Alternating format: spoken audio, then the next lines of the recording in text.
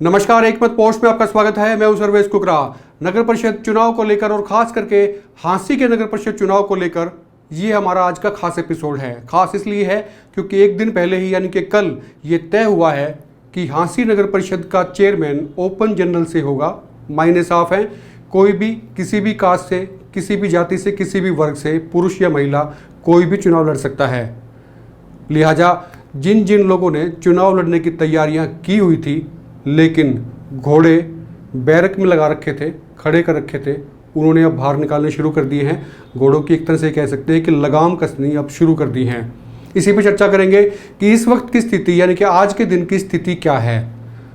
हांसी नगर परिषद में अगर मैं आज की बात करूं तो 5 ऐसे नाम हैं जिन पर यह माना जा रहा है कि वो नगर परिषद चुनाव में चेयरमैन के पद के लिए दौड़ में शामिल हो सकते हैं, लड़ सकते हैं, दंगल में आ सकते हैं। और इन 5 में से 3 नाम ऐसे हैं जिनके परिवार से चेयरमैन पहले भी रह चुके हैं। एक परवीन इलाहाबादी का नाम आ रहा है, दूसरा जो हाल ही में चेयरमैन अभी एक दिन पहले ही जिनकी घर वापसी हुई है यानी कि कार्यकाल पूरा हुआ है, निर्मला सैनी, उनके परिवार से कोई आएंगे। और तीसरा रीटा शर्मा के परिवार से यानी कि सुमन शर्मा कांग्रेस के नेता हैं, उनके परिवार से चुनाव लड़ा जा सकता है।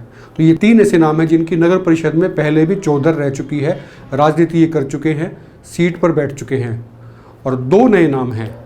इनमें से एक हांसी के विधायक विनोद भ्याना की पसंद बताए जा रहे हैं, मदन सेठी।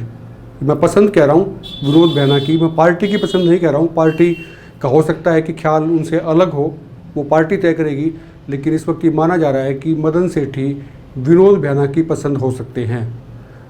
और जो 5वां नाम है वो रमन भ्याना का है। रमन भ्याना जो पिछला अभी लॉकडाउन हुआ था 1 साल पहले, उस वक्त निकल कर सामने आए थे। सिलसिलेवार बात कर लेते हैं। सबसे पहले परवीन इलाहाबादी की बात करते हैं। परवीन इलाहाबादी 2 बार हांसी नगर परिषद के पहले भी चेयरमैन की कुर्सी संभाल चुके हैं। उनकी पत्नी भी रह चुकी हैं एक बार, और एक बार वो खुद 2 बार रह चुके हैं। तो जाहिर सी बात है, सवाल ये उठ सकता है कि 2 बार जब वो चेयरमैन रहे तो हांसी में उन्होंने क्या बड़ा तीर मारा था। ये सवाल उठेंगे आने वाले दिनों में, हम भी उठा रहे हैं, जनता भी उठाएगी, और उठने भी चाहिए। उनसे जवाब मांगा जाना चाहिए, हिसाब मांगा जाना चाहिए कि जब आपको जनता ने चौधर दी थी तो क्या उन्होंने हांसी का विकास कराया था, उसका आकलन होना ही चाहिए। परवीन इलाहाबादी एक इस वक्त बड़ा नाम है।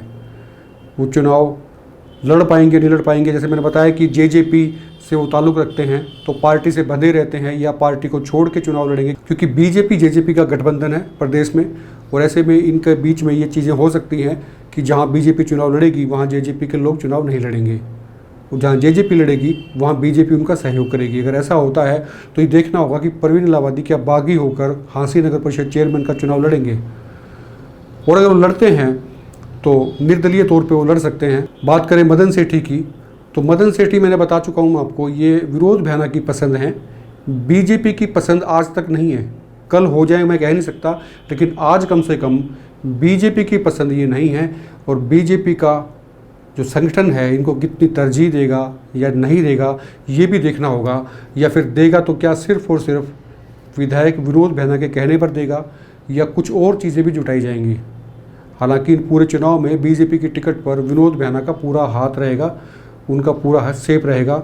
वो जिसको चाहे टिकट दिला सकते हैं, जीत की गारंटी विनोद भ्याना को देनी होगी, लेकिन इसके खामियाजे भुगतने ही पड़ सकते हैं, क्योंकि विनोद भ्याना के कैंडिडेट को उनकी खिलाफत का नुकसान भी हो सकता है। जहाँ तक नीतीश शर्मा की बात है, उनका ये दूसरा चुनाव है। इससे पहले वो पार्षद का चुनाव लड़े थे, थोड़े से वोटों से वो हार गए थे, लेकिन अब वो सीधे नगर परिषद चेयरमैन का चुनाव लड़ने की तैयारी में हैं, बड़ी दौड़ लगाने जा रहे हैं। और जहाँ तक निर्मला सैनी के परिवार से बात है, विनोद सैनी के परिवार की बात है, तो रिंकू सैनी का नाम आज के दिन आ रहा है। क्या लास्ट के दिन भी यही नाम रहेगा ये देखना होगा, लेकिन ये तय है कि उनके परिवार से एक व्यक्ति चुनाव जरूर लड़ेगा। वो कोई भी हो सकते हैं।